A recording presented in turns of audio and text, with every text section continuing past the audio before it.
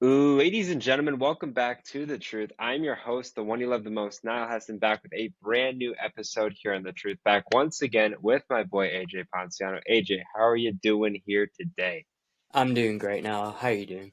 I'm doing great as well. We're doing the final, or actually the second final mock draft as we go through the 8, 10, 12, 14, and 16 team sessions. We've done all four in this grouping, the second of three groupings, and we're finishing with a 16 teamer, a long and exciting mock draft. We're going to go ahead and jump right into it. I just want to point out that I got an A plus 98 out of 100 on my Fantasy Pro score on Draft Wizard. I just want to point that out. For some reason, I seem to do a really great job of drafting my team as we get to the 14 and 16 team and not the 12 or 10 teamers that I'm always in. So I just want to throw that out there. But we got a lot of picks to go through. I'm going to briefly go through the picks that we didn't pick, and then we'll briefly go through the picks that we have selected just because we've gone through a lot of them before. And trust me, when we're done with this mock draft, we're taking a little bit of a break from mock drafts before doing one more set before the upcoming fantasy football season.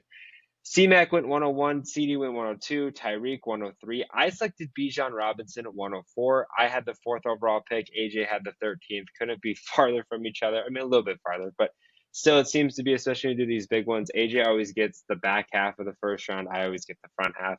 I was super pleased with Bijan. Look, in the first round, in a 14 and a 16 teamer, you got to get the one guy you want. And for me, I wanted to go with a heavy emphasis. Well, I was trying to go with a heavy emphasis on running backs over wide receivers, even though this is a PPR league format. Running backs are super hard to come by, especially in a 16 team mock draft. I mean, maybe the first two rounds are where you can get out your running back. So I had that a perfect opportunity, even though I would have wanted to go Justin Jefferson or Amon-Ra, had to go with Bijan Robinson just because of the upside and potential for maybe like Christian McCaffrey type value down the line. Amon-Ra 105, Breece Hall 106, Jay Jettas 107, AJ Brown 108, Jamar 109, Wilson 110, Puka 111, Gibbs 112, and you selected Jonathan Taylor 113. Yeah, Jonathan Taylor. I mean, I'm basically drafting him with the first pick in the second round. I mean, 16 teams. That's a lot more than I think me or you would probably enjoy playing. Right. Uh, but with Jonathan Taylor, he has that upside still. I mean, I'm still betting on that Indy offense that with Anthony Richardson back, they're going to be able to open up and do a lot more. I mean, they were very slowed down offense, I guess you could say, once Gardner Minshew got into the game, and Anthony Richardson was injured and out for the rest of the year. And plus, Jonathan Taylor missed the first few weeks there, and even then, once he came back, it took him 3 weeks to fully get those first, get the most snaps or have the higher snap count than what he was before. And he still had a pretty productive season. I mean, I was able to get him, I want to say, in like the 10th round in my COSO league last year, and he turned out to be my RB2, my RB1 by the end of the year and helped me win a fantasy championship. And with him being fully healthy and starting out the year with Anthony Richardson, who hopefully could be fully healthy, I don't know. This offense could put up a lot of points, especially because they're probably going to be they're playing in a pretty bad division that's going to be scoring a lot of points because there isn't much defense. Marvin Harrison 114, Saquon 115, Etienne 116, Kyron 201, Devontae 202, Rashad White 203. You go out and get your guy in Chris Olave at 204. Yeah, Chris Olave, so far in his first 2 years, over 1,000 yards each year. His big thing is he's not a big touchdown guy. And with the Saints, I think they're going to be playing from behind in a lot of games here, and they're going to have to be throwing the ball a lot. And honestly, it just opens up Chris Olave to have one of his best years, especially in an offense that's going to be a lot more dynamic. Hopefully, Kamara is healthy all year, be able to try to open up the field there. But he really isn't fighting for a spot there. He's wide receiver one. He's going to be wide receiver one from day one and throughout the entire season. The only real guy, anyone who could take away targets from Olave is going to be Rashid Shaheed. But even then, Shaheed is still mainly a punt and kick returner as core and still trying to move into more of that wide receiver role. We haven't really seen the volume from him yet, and a lot of it we have seen these first 2 years. It's more of just his touchdown value. If he's able to get closer to the 10 touchdown mark, he definitely move in as a top 10 wide receiver, in my opinion. Ayuk 205, London 206, A-Chain 207, Henry 208, Allen 209, Pittman 210, Hertz 211, Kamara 212, and I selected Jalen Waddle 213. I've started to get a little bit more buzz with Jalen Waddle. I mean, the biggest thing with Jalen Waddle for me as a previous Jalen Waddle fantasy owner is just I feel like he's too high risk, low reward. And what I mean by that is a lot of times he's either going to get you 30 or he's going to get you 8, depending on who's on the field, whether it's Tyreek, if Tua's healthy, and if Tua's throwing him the ball. He's the guy that's going to be a big average yards per catch. He's not going to be a guy that's necessarily going to have 10 receptions for 100 yards. He may have 4 receptions for 100 yards. And I try to avoid those guys as much as possible because they can be spotty. But I've started to develop more of a become a Jalen Waddle fan just because I'm really excited to see what that Dolphins offense is going to do, especially in a 16 team. If it was any other format, I wouldn't be selecting Jalen Waddle in the second round, but I feel like I'm getting good value for the back half of a second round in the 16 mock draft with Jalen Waddle. Metcalf 214, Lamar 215, Pacheco 216, Kelsey 301, McBride 302, Laporta 303. I stopped that 3 tight end run with Mike Evans 304. I know I said with the Bijan pick, I really wanted to go with running backs early, but I kind of, migrated to a different, my phone's going off. But got Mike Evans there just because Mike Evans is a guy that's consistent. Every year he gets over 1,000 yards. Last year and the years before, there was questions about if he was going to do it.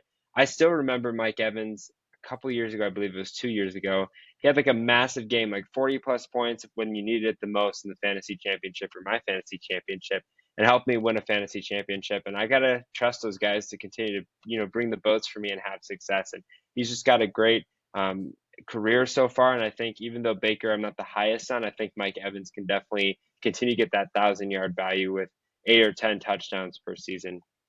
Jacobs 305, Collins 306, Mahomes 307, Cook 308, Debo 309, Pickens 310, DJ Moore 311, Neighbors 312, and you go Joe Mixon 313. Yeah, Joe Mixon, I really don't expect the Houston offense to be as explosive as it was, even though they went out and got Stephon Diggs, at least through the passing. I mean, I think people didn't really respect CJ Stroud early on, just because wasn't really coming out super high. I mean, he had big games, but it was more of because they were high scoring games. It wasn't really because he was putting up those numbers consistently on every drive. And I think with Joe Mixon there with a I would say much better offense, but I think he's gonna have a lot more volume in this offense, especially because last year I believe with Devin Singletary as the main running back, he still had almost 1,000 yards. Joe Mixon's much better than Devin Singletary, and I think they're gonna have to use him a lot more. And also, Joe Mixon is kind of an underrated receiving back. I mean, he's gonna give you 30, maybe 40 receptions, give you a couple hundred yards through the air or receiving, and a couple touchdowns there.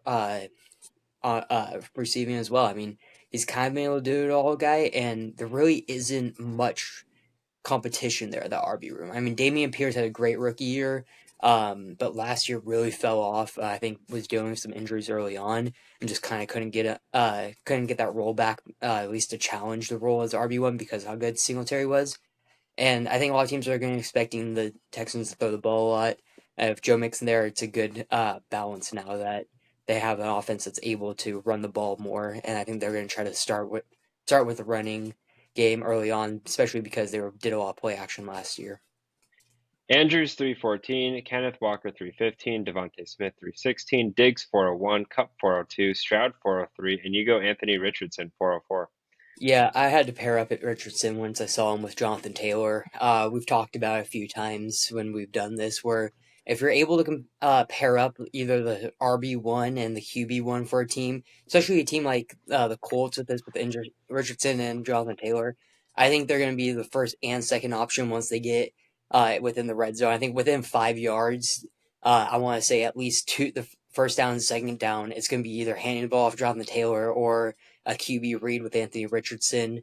And if not, Richardson's going to be throwing for a touchdown. So I'm just really hedging my bet here, or on my team, on the Colts having a good offense and be able to just be super productive, especially in the red zone, because with those two guys, I mean, Richardson's one of the biggest, strongest. He's basically a Cam Newton 2.0 at this moment, and the type of player that he is at that goal line. And then Jonathan Taylor, I mean, we've seen what he's been able to do. Cooper 405, Aaron Jones 406, Flowers 407, Stevenson 408, Dell 409, Kincaid 410, Godwin 411, Rasheed Rice 412. I selected James Conner 413. Again, similarly to Waddle, especially in the 16 teamer, like guys that I'm not necessarily too excited about, I have to somewhat be excited about because there's a very small pool to choose from. James Conner, every year I seem to be doubting him, but he's just your typical RB2 running back. And looking at a 16-teamer, that's perfect, especially if I'm expecting the production that Bijan's going to have. Having James Conner there is going to be, more of a slam dunk or a safety bet. The biggest thing with Connor is how much is he going to be on the field? They obviously drafted Trey Benson, who's expected to get a good workload, but I still think James Conner is going to get the bulk of the carries the majority of the year. This seems like one of those situations where a lot of people are going to be expecting Benson to take over, but James Conner is a back that can do it for a couple more years and be a solid number one option. The question is, does Trey Benson get some opportunities? And that obviously hinders Connor's play. Or does Connor take the reins for the rest of the season? I really do believe he's got the potential to. The biggest thing is he's obviously got to perform, which he's shown he can do, and he's got to stay on the field, which at times he's also shown he can do, but has some injuries in his past. So I took the risk there. I felt comfortable with it. Again, one of those picks I wasn't too excited about, but more of a safety bet that can really help me propel my team to the future. Keenan Allen 414, Higgins 415, Love 416, McLaurin 501, Swift 502, Montgomery 503. I selected Christian Kirk 504. I've been trying to avoid Jaguars wide receivers as much as possible. I mean, Gabe Davis, Christian Kirk, to name a few. You bring in Brian Thomas Jr. There's a lot of mouths to feed there in Jacksonville, but I do expect a step up performance this season from Trevor Lawrence, and I think having that connection with Christian Kirk in years past is really going to provide Christian Kirk the opportunity to thrive in. Currently, he's sitting at my flex wide receiver position, and I'm fine with that. I took some risks later in the draft that I'll talk about a little bit later, but having Christian Kirk as my flex receiver, potential sub and wide receiver 2 on weeks, I got to be fine with it. I'm not super excited about it, but it's one of those things that I got to go back to the connection that Lawrence and Christian Kirk have and hope that it helps propels me for the future. Burrow 505, Kittle 506, Zamir White 507, Johnson 508, that's Deontay, Jonathan Brooks 509, Kyler Murray 510, Kyle Pitts 511, Evan Ingram 512, and you selected Jaden Reed 513. Yeah, Jane Reed, I mean, we've another thing we both talked about a lot in these mock drafts is Jane Reed could be that Debo Samuel 2.0. We saw it more towards the end of last year, the type of dominance he was able to do on the ground and through the air, receiving, but I think that they could really take a step forward now that they really know what they have there with him and be able to have him be more that dynamic type of wide receiver, running back combo, especially if those other wide receivers like Wicks, if he's able to step up and be a wide receiver for them, if Christian Watson can be healthy, that's just going to open up Jane Reed to be able to do more instead of just having to strictly use him as a wide receiver. And I think that'll open up his game. And Jordan Love, I think he'll have another good year, but I don't expect him to be as high a level as he had last year, which could hurt Jane Reed, but it could also just open up the field a lot more for Jane Reed, just trying to get him in, get the ball into his hands and have him try to create instead of Jordan Love doing kind of what he did last year and having to create for himself. I think that getting into your playmakers like Jane Reed, who really just need or just a little bit of an open field there, and he's able to do almost anything you want him to do. Rome Odunze 514, Prescott 515, Tyjae 516, Purdy 601, BTJ 602, Addison 603, and you selected once again my tight end Jake Ferguson 604. I don't know if you can claim him as your tight end. I think I've gone the Okay, last fair. 3 games. I think he's Yeah. my tight end now. But yeah, Ferguson, again, it's everything with Dak Prescott. He wants to get to 5,000 passing yards every year. He wants to try to get 35 plus touchdowns, and he's going to throw the ball almost 40 times a game.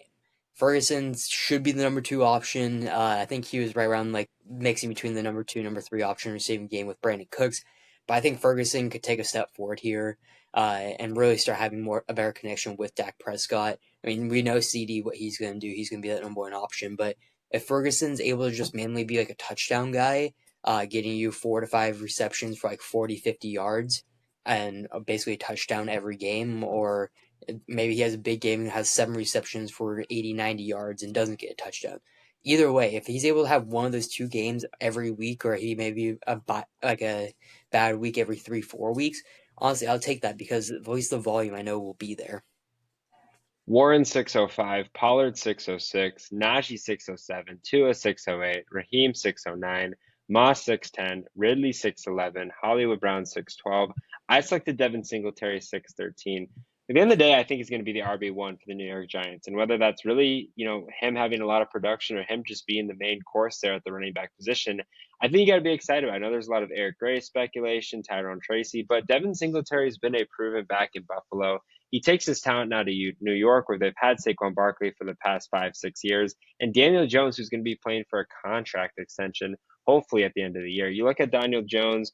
Yeah, he's not the best quarterback in the world, but he used Saquon Barkley a lot in the passing game.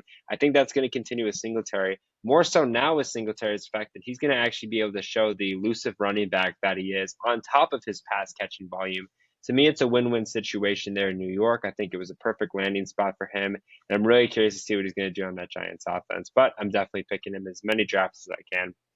Brian Robinson 614, Javonte Williams 615, D Hop 616, Lad 701, JSN 702, Jaden Daniels 703.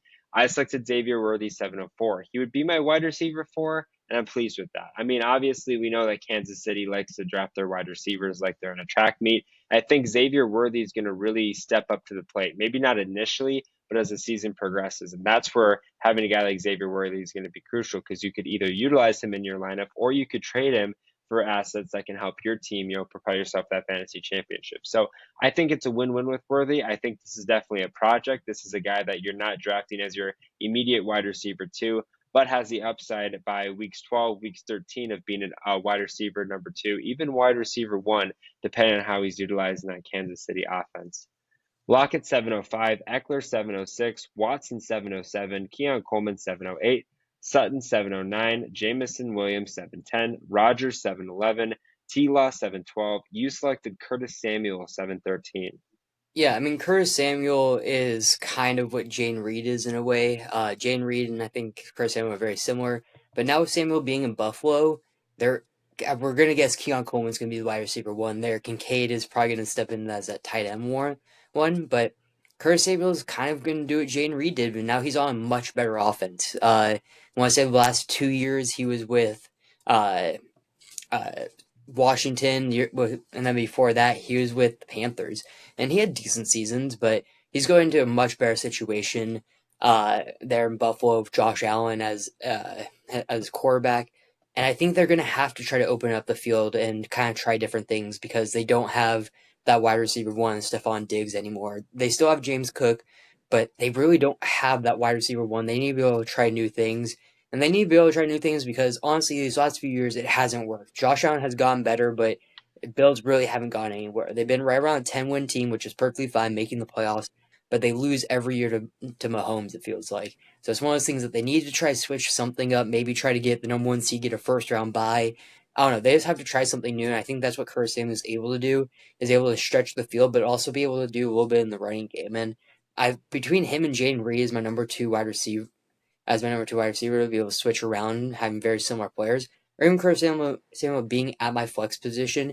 He's one of those guys who can go out give me the 6 receptions with not 8 carries, like 4 carries and probably a rushing touchdown within that time. He may not be the biggest yard guy, but he's going to be able to get the ball in many different ways.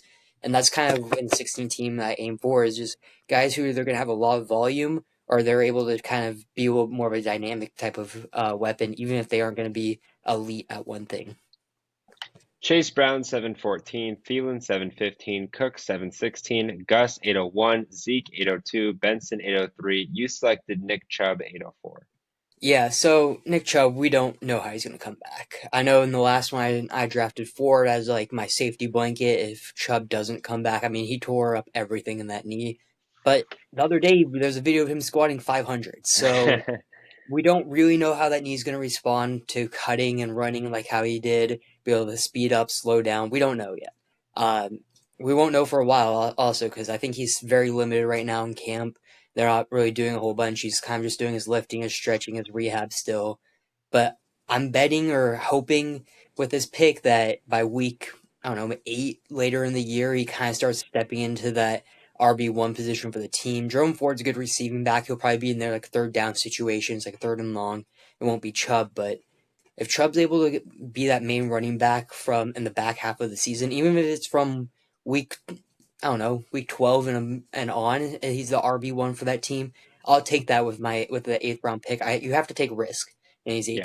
16 teams, and this is the risk I'm willing to take. Is Nick Chubb? He has the background. He's done it before. It's just how well is he going to respond, or how long it's going to take him to respond and come back to how he was before the injury.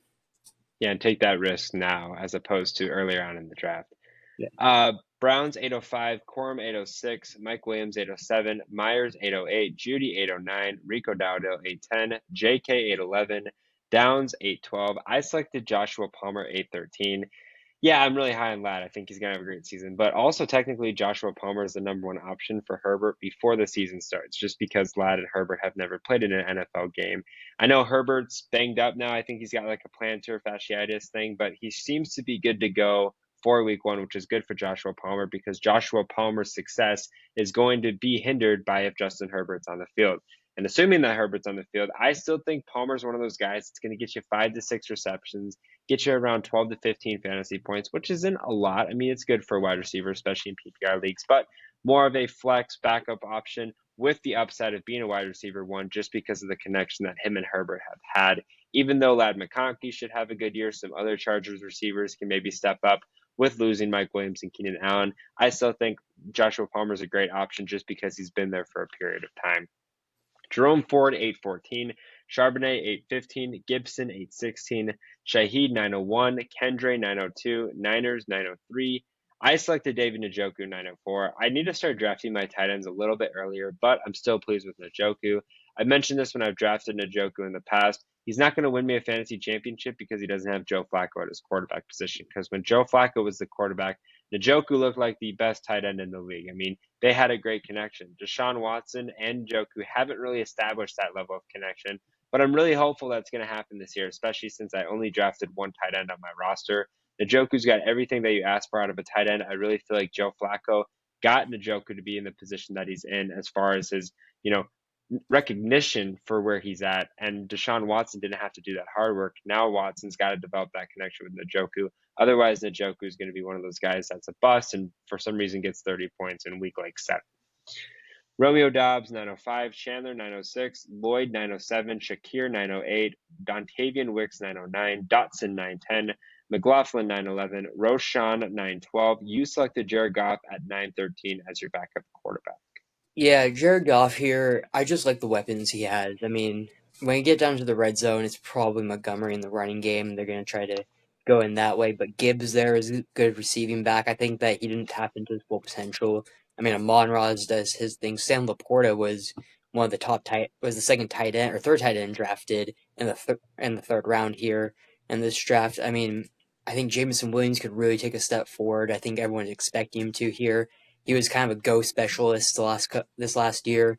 Didn't get many receptions, but if they're really able to open up the field this next season with Jameson Williams, be able to push the ball downfield, that way it's going to open up things for everyone else.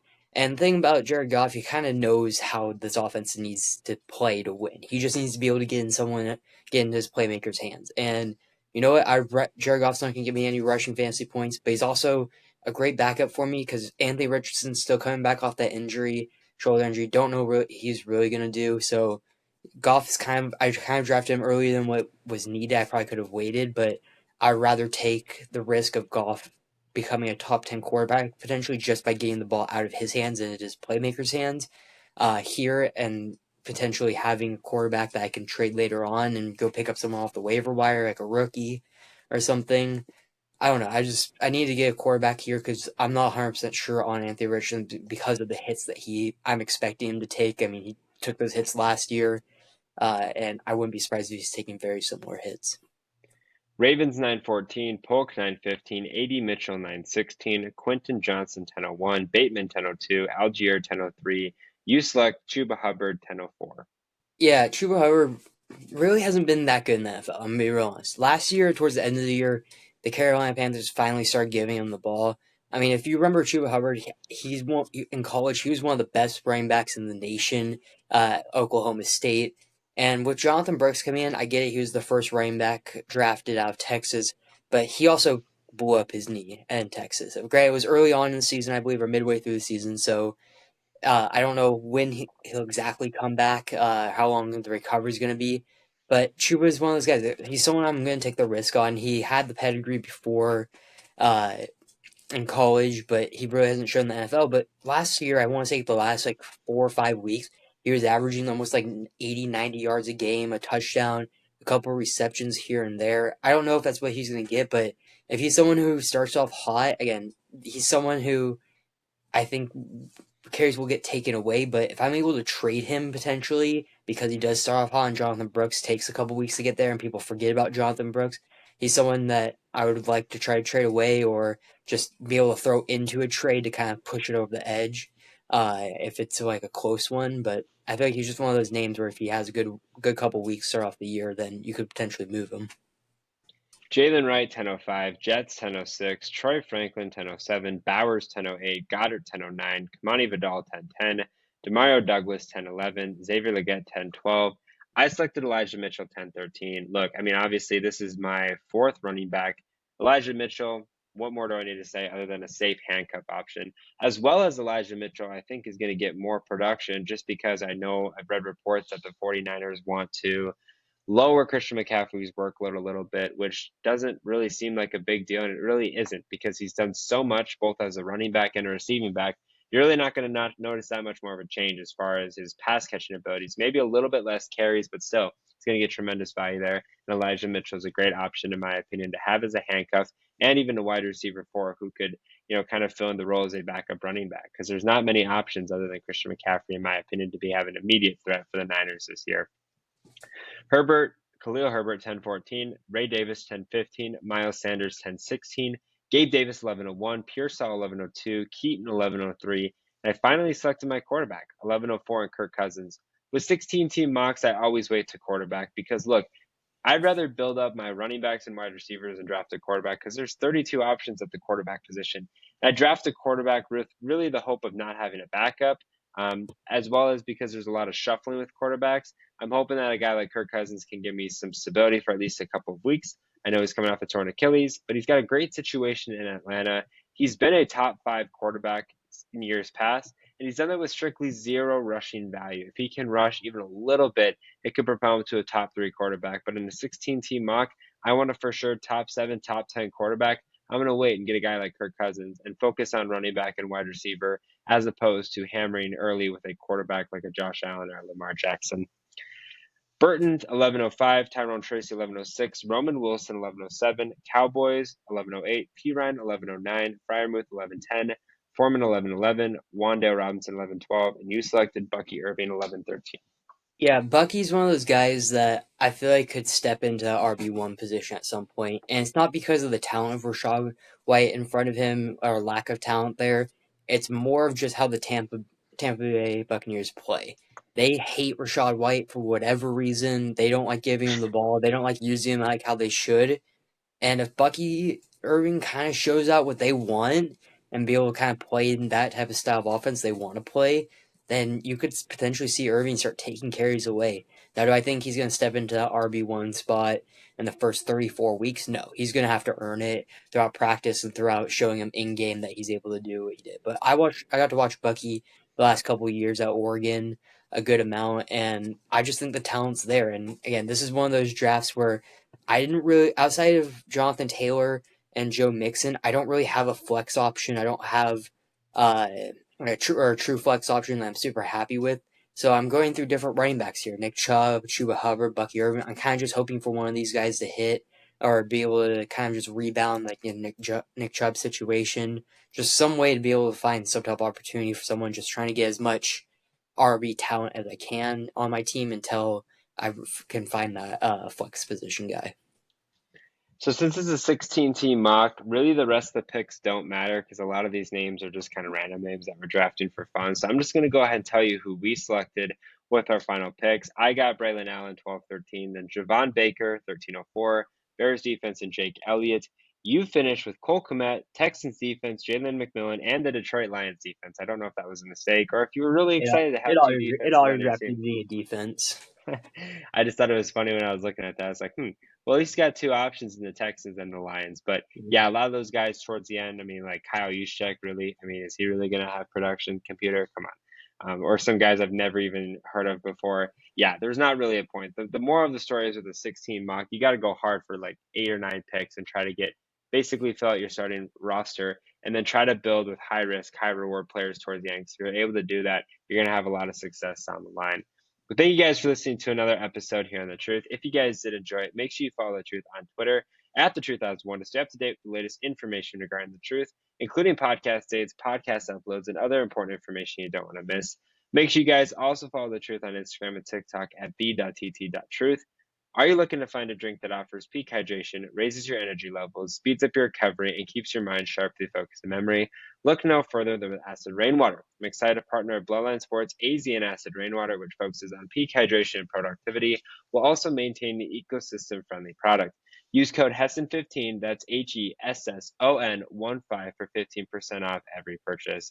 As always, I'm your host, the one you love the most, Niall Hesson, joined once again by AJ Ponciano. Take care and good night.